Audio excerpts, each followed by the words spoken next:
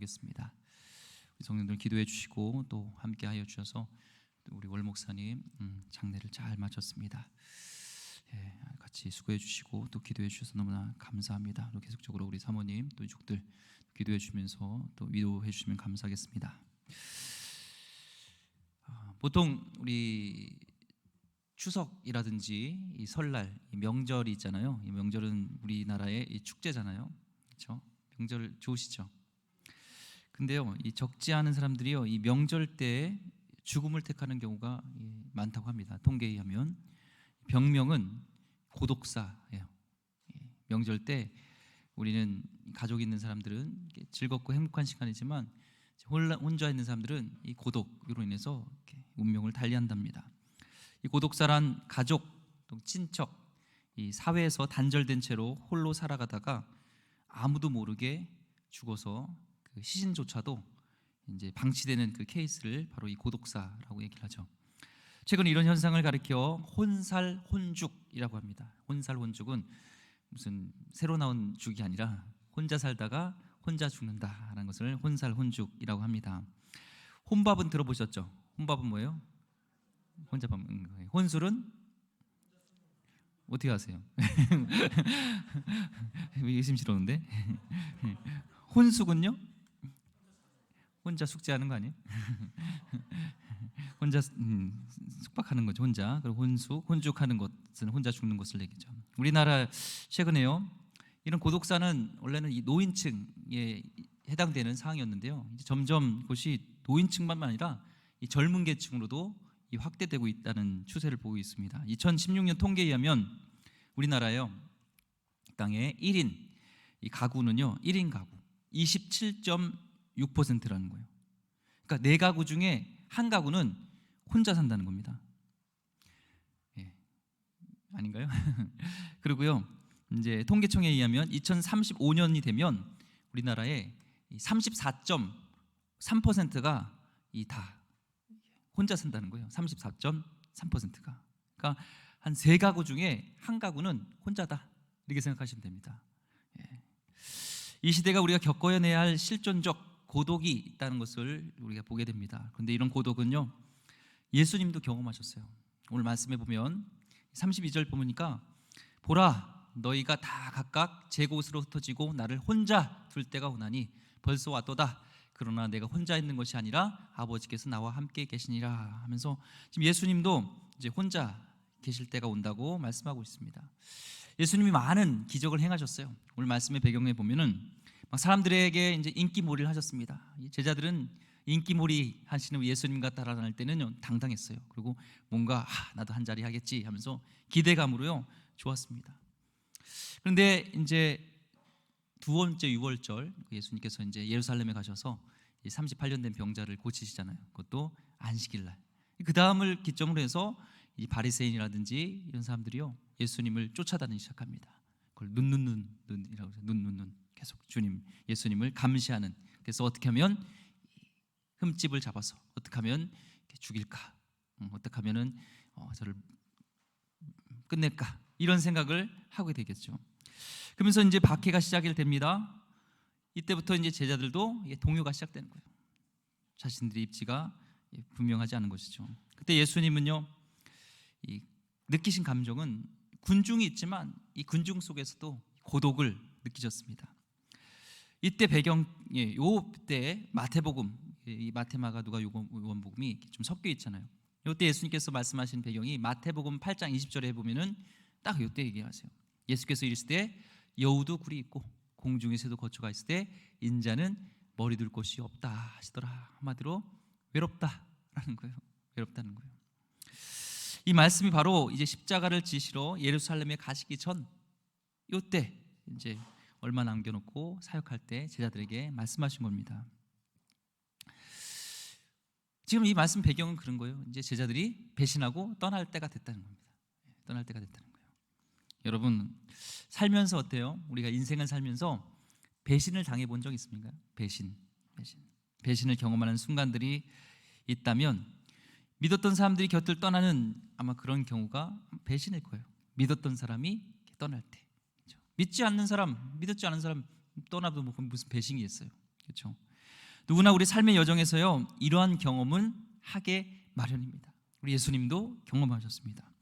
그때 우리는 다시 한번 경험하는 것이 뭐냐면 역시 인간은 믿음의 대상이 아니다.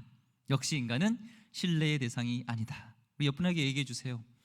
나는 당신의 신뢰의 대상이 아닙니다. 얘기해 주세요. 나는 당신의 신뢰의 대상이 아닙니다.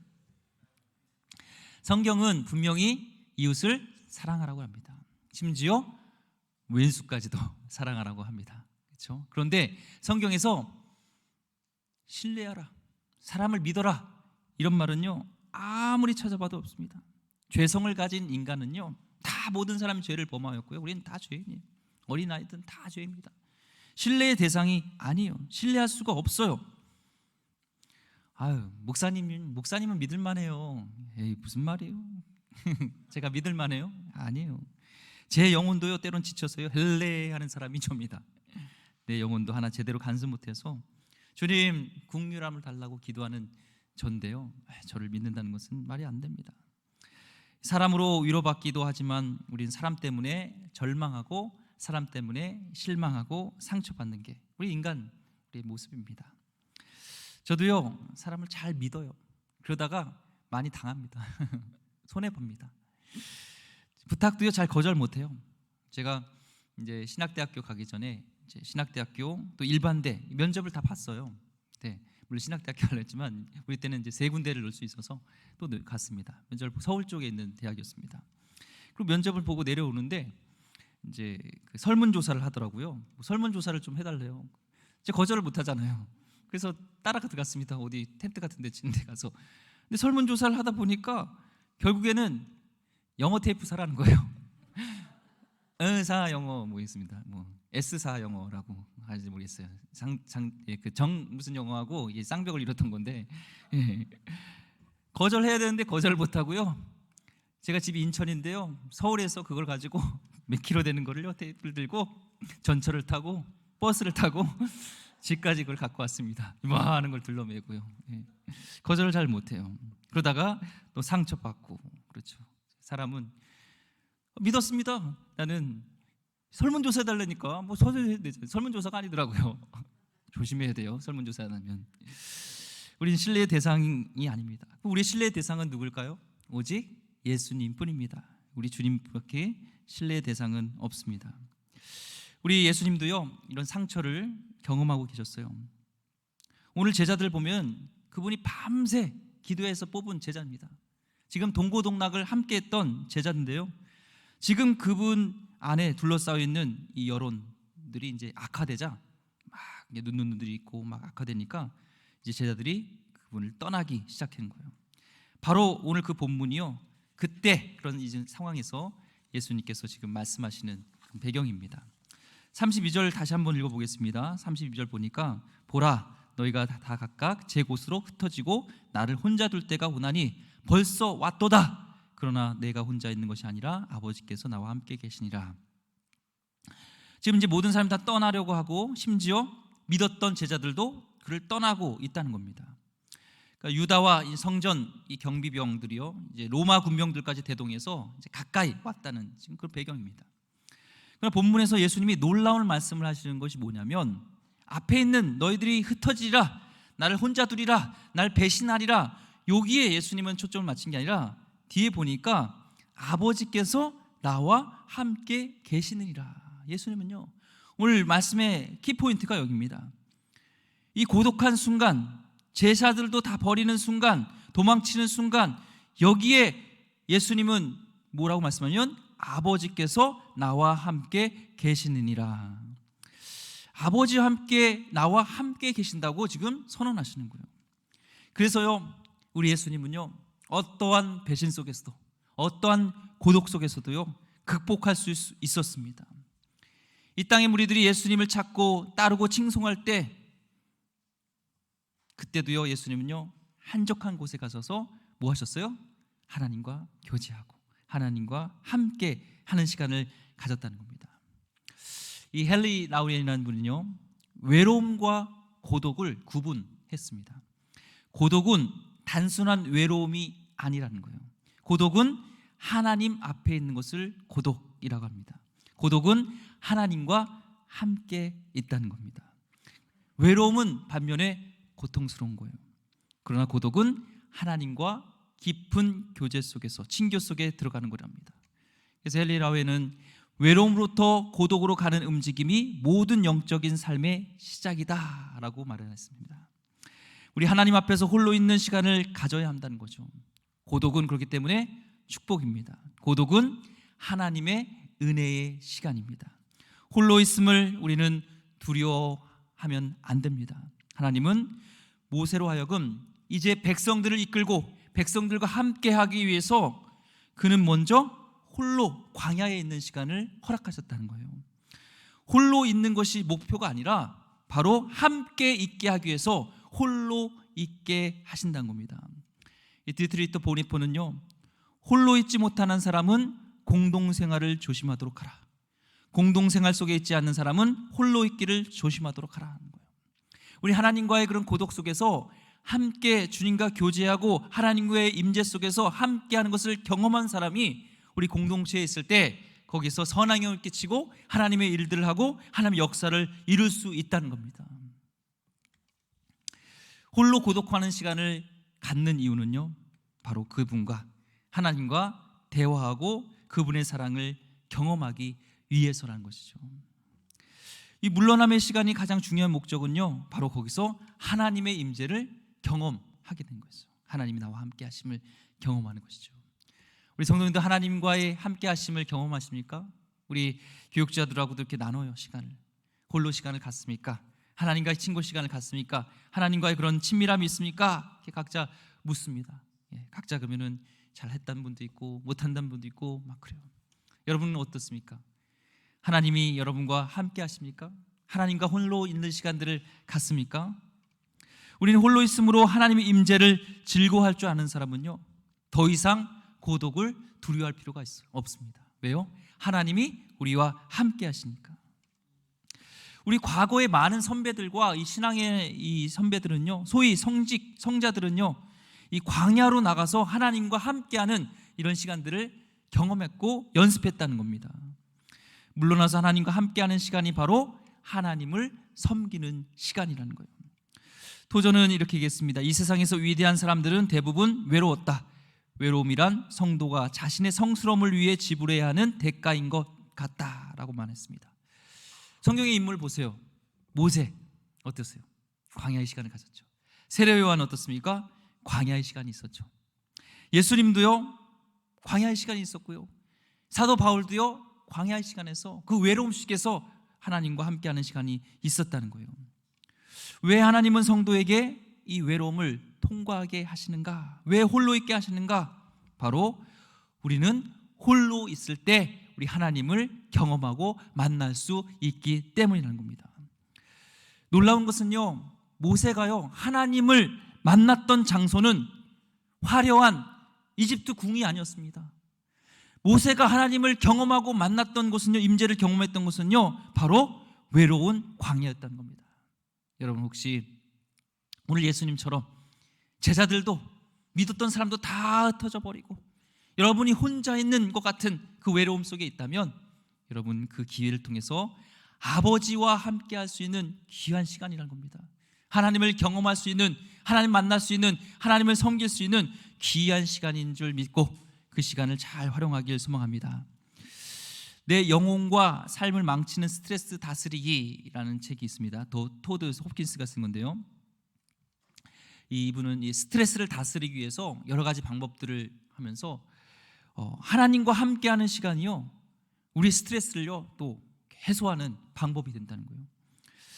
이 시드라는 분이 있는데요, 이분은 하나님과 함께해서 하나님과 함께하는 시간을 큐티를 한다는 거예요. 큐티가 뭐예요? quiet time. 말씀을 읽고 이렇게 나가는 시간이죠. 기도하는 시간. 그래서 이 큐티는 하나님과 단둘이 소통하는 시간이 되는데, 처음에는 솔직히 이게 습관되기가 어려웠다는 거예요. 이 큐티를 통해서 하나님을 만나는 시간들이. 근데 이 큐티를 통해서 하나님과 독대하는, 하나님과 만나는 본격적으로 이 시간을 갖게 된 계기가 있었습니다. 이분이 원래 평생 교회를 다녔어요. 이 시드라는 분이요, 우리나라 사람은 아니에요. 근데 오랫동안 이 교회를 다녔지만 이분의 삶의 주인은 바로 자신이었다는 거예요. 근데 언제부턴가 어려움이 닥쳤어요. 그게 뭐냐면 식당을 경영했는데 식당 매출이 뚝뚝뚝 떨어지는 거예요. 경기가 나빠지니까 사람들이 지갑을 닫기 시작했습니다. 그래서 경기가 어려우니까 식당 매출이 떨어졌어요. 어느 날 아침에 이 바닷가가 근처에 있었나 봐요. 선착장이 근처에 있었나 봐요. 선착장에 나가서 바다를 보면서 하나님, 이 가게의 통제권을 하나님께 넘깁니다. 두 손을 높이 들고 하늘을 향해서 외쳤어요. 이것이 하나님의 뜻이라면 그냥 받아들이겠어요. 식당 문을 닫아야 한다면 기꺼이 닫겠습니다. 하나님 분명 나를 더 좋은 곳으로 이끌어 주실 거라고 믿습니다. 그리고 하늘을 향해서 외쳤습니다. 그리고 한 번 더 얘기했습니다. 하나님, 이 가게를 당신의 손에 맡깁니다 라고 얘기를 했어요. 우리 해볼까요? 우리 가게를, 우리 삶을 하나님께 맡깁니다 그랬던 거죠. 그랬더니요, 놀라운 일이 일어났습니다. 지금 뭐 어떤 이적을 얘기하려는 게 아니에요. 삶이 이분이 왜 하나님과 경험하는 시간, 하나님의 임재 시간, 하나님과 친밀한 시간을 가졌냐는 겁니다. 하룻밤 사이에요, 이 손님이 물밀듯 밀려오기 시작했는 거예요. 갑자기 가족 모임과 회사, 식사 예약이 끊이지 않게 되었고 결국에는 분관까지, 분점을 내게 됐습니다. 확장을 했어요, 가게를요. 이제는 이 식당을 내 자신을 위해서 운영했다면 이제는 하나님을 위해서 운영하고 모든 하나님이 이끄신 대로 다 하겠다로 결단했습니다. 다 내려놨습니다. 그날부터 이분은요, 하나님과 단둘이 갖는 그 시간, 이 큐티 시간을 계속 가졌다는 거예요.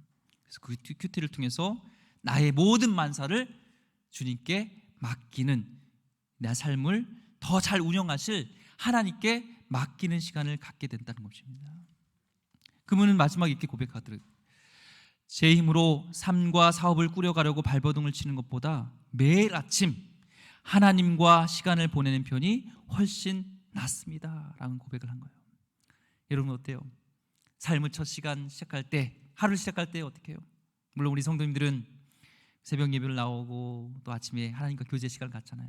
그 시간에 내가 오늘 하루를 어떻게 이끌까 발버둥 치고보다 하나님께 매일 아침 하나님과 교제를 가지면서 하나님께 나의 사업과 내 삶을 맡기는 것이요, 더 훨씬 낫다는 겁니다. 오늘 어떤 외로움 속에서도 하나님과 함께 하셨던 우리 예수님, 그 힘으로 어떤 길이든 승리하셨던 것처럼 여러분도요, 여러분 삶을 주님께 맡기고 주님과 교제하는, 주님과 함께하는 시간을 갖기를 소망합니다. 또요, 한 분은 하나님과의 그런 시간을 갖기 위해서 그는 이렇게 기도한다는 거예요. 저는요, 기도를 할 때 거창하게 기도하지 않아요. 그냥 편하게 이야기해요. 제가 그냥 무엇을 먹었는지, 또 어떤 일로 스트레스를 받았는지 그냥 생각하는 대로 편하게 아랜다는 거예요. 일터에서의 지혜를 달라고, 또 생산성을 높이게 달라고도 기도를 하고 그냥 솔직하게 하나님과 대화하듯이 얘기한다는 겁니다. 또 어떤 분은요, 그런 하나님과의 교제를 갖기 위해서 매일 잠언서 한 장씩을 읽는다는 거예요. 잠언서가요, 이 31장으로 되어 있잖아요. 그래서 하루에 한 장씩 읽으면 한 달이면 다 읽어요. 잠언 이렇게 읽어간다는 거예요. 우리는 고독을 피하기 위해서, 바로 혼자 있는 시간이 불안하기 때문에 술을 찾고 마약을 찾고 도박을 찾고 TV를 찾고 휴대폰에 몰두하게 됩니다. 바로 우리의 고독을 이기기 위한 우리의 연약한 인생의 실존의 모습이죠. 그러나 우리 주님은요, 우리 아버지 하나님과 함께 하시면서 하늘의 평화를 경험하고 계셨어요. 오늘 33절 말씀을 보니까 이것을 너에게 이르는 것은 너희로 내 안에서 평안을 누리게 하려 함이라. 세상에서는 너희가 환난을 당하나 담대하라. 내가 세상을 이겼노라. 아멘. 이 제자들이요, 세상에서 환난을 당해도 평안을 누려도 되는 이유가 뭐예요? 내가 세상을 이겼기 때문인 거예요. 세상이 주는 그런 죽음의 공포를 이겼기 때문에 세상의 위협과 협박에서 전혀 굴복할 필요가 없다는 것입니다. 바로 예수님 안에서 평안을 누리게 하려 함이라 말씀하신 것이죠. 세상을 이기는 힘은 바로 하나님과 함께부터 시작된다는 것을 말씀하는 거예요. 이 33절의 환난이 이 원어에는 뭐냐면 들립시스라는 단어입니다. 그 환난은 억누르다, 압박하다라는 그런 뜻에 있어요. 그러니까 인생에서 우리가 경험하는 온갖 유형의 압박, 고통, 걱정거리, 염려거리 이런 것을 얘기한 것이죠. 이런 일을 감당할 수 없다면 우리는요 결국 내적 평화가 우리 가운데 없게 되고 평화를 누릴 수 없다는 거예요. 주님 안에 거하는 일도 아버지 하나님의 임재를 경험하는 삶도 불가능할 수밖에 없다는 겁니다. 그래서는 어떻게 돼요? 우리는 영성학자들이 얘기하는 그 영어로 이 고독과 이 홀로됨의 영어 단어가 다릅니다. 이 단순히 고독을 의미하는 것은 이 롤리네스라는 단어인데요, 하나님과 함께하는 홀로됨의 시간은 솔리투드라고 이렇게 구별한다는 거예요. 우리 주님과 진실로 의미 있게 함께하는 이 평화, 솔리투드, 고독의 실존을 누리기 위해서 우리는요 인생의 걱정과 염려들을 처치하는 성경적인 방법을 우리는 익혀야 합니다. 그것은 하나님의 임재를 경험하는 거예요. 우리 예수님이 경험했던 것처럼요. 어떻게 우리가 하나님의 임재를 경험할 수 있어요? 성경은 그것을 곧 기도와 간구라고 얘기합니다. 빌립보서 4장 6절에서 7절 말씀 한번 읽어보겠습니다. 시작. 아무것도 염려하지 말고 다만 모든 일에 기도와 간구로 너희 구할 것을 감사함으로 하나님께 아뢰라. 그리하면 모든 지각에 뛰어난 하나님의 평강이 그리스도 예수 안에서 너희 마음과 생각을 지키시라. 아멘. 우리 인생에 다가오는 모든 염려거리를요 기도로 우리 주님 앞에 거할 때 하나님의 임재의 증거인 하나님의 평화가 우리 가운데 우리 마음을 붙들어 준다고 분명히 말씀하고 있어요. 그 평화를 사도 바울은 로마의 감옥 속에서도 경험했던 것이죠. 우리는 고독할 때요 우리는 기도하면서 하나님 아버지의 임재를 우리는 경험합니다. 그리고 아버지의 임재 안에서 우리는 하늘의 평화를 경험하게 됩니다. 오늘 예수님께서 세상에서 담대하라 말씀하셨어요. 담대할 이유가 뭐예요? 예수님께서 세상을 이기셨고 우리는 이미 그 이긴 싸움을 싸우기 때문에 그렇습니다. 우리의 싸움은 이미 결론이 난 싸움이에요. 이야기의 결론은 이미 나와 있고 다만 이제는 내용을 어떻게 채울 것인가, 이게 문제입니다. 우리가 그분의 임재 가운데 있기만 하면 예수님의 승리가 바로 우리의 승리가 될 줄 믿습니다. 오늘 하나님의 임재를 사모했으면 좋겠어요. 어느 순간 하나님과의 그런 임재도 없고 주님 불러도 내 안에 감동이 없고 우리가 예배할 때도 주님의 임재가 있는지 매일매일 내 주님을 경험하고 살고 있는지 우리 이것을 돌아봤으면 좋겠습니다. 예수님은 제자들이 떠나고 그런 외로움 속에 있을지라도 하나님과 함께 하심으로 평강을 누렸고 승리할 수 있었던 것처럼 우리의 진짜 힘은요 주의 임재 가운데 거하는 것인 줄 믿습니다. 이 주님과의 임재 연습을 했던 로렌스 형제라는 사람이 있어요.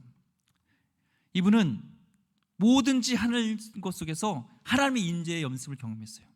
이 식당에서 그냥 주방에서 요리하면서도 하나님의 임재를 경험했고 또한 이 바닥에서 먼지를 이렇게 청소하는 그 속에서도 하나님의 임재를 경험하고 살았던 사람입니다.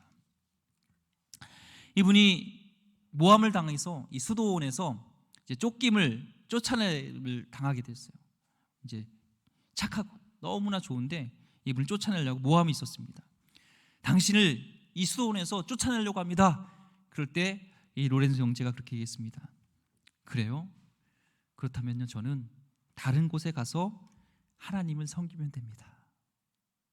이분의 목적은요 하나님의 임재 속에서 하나님을 경험하고 하나님을 섬기는 거였습니다.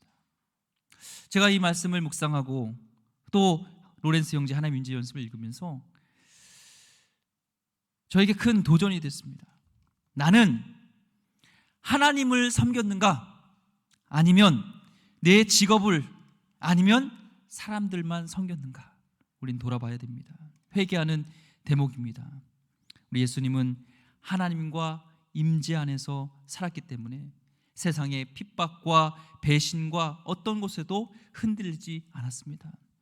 여러분 정말 우리 안에 그런 두려움과 여러 가지 배신감과 상처와 이런 것은요 사실 주님과의 그런 친밀한 임재 연습, 임재가 없기 때문에 그래요. 저도 마찬가지요. 제가 혼자 있는 게 그것이 힘든 게 아니라 내가 혼자 있을지라도 거기서 주님과의 임재 속에서 내가 충만하게 누린다면요, 그것은 천국입니다. 하지만 아무리 우리 성도님과 함께 있고 내가 모든 사역들을 많이 할지라도 하나님의 임재의 경험을 하지 못하면 그것은 나는 지금 잘못된 것을 섬기고 있는 것이죠. 오늘 여러분께 도전합니다. 하나님의 임재 가운데 거하길 원합니다. 우리 예수님이 함께 하셨던 것처럼 여러분도 주님의 임재 가운데 거하면서 승리하시는 귀한 백성 되기를 주의 이름으로 축원드립니다. 기도하겠습니다. 하나님, 예수님은 많은 배신과 또 홀로 있는 고독 속에서도 하나님과의 그 임재 속에서, 하나님과의 친밀함 속에서 평안을 찾았고 그곳에서 어떤 고통도 이겨낸 줄 믿습니다. 하나님, 우리 삶 가운데 많은 고독과 외로움과 슬픔과 상처와 절망이 있을지라도 주님이 함께 하시고 주님의 임재 가운데 있다면 우리는 능히 승리하고 나갈 줄 믿습니다. 세상에서 환난을 당해도 주님이 주시는 참된 평안이 우리 가운데 있을 줄 믿습니다. 주의 임재 가운데 거하게 하여 주셨고 매일매일 그 임재 연습할 수 있는 우리의 신앙 되게 하여 주시옵소서. 귀하신 예수 그리스도 이름으로 기도드립니다. 아멘.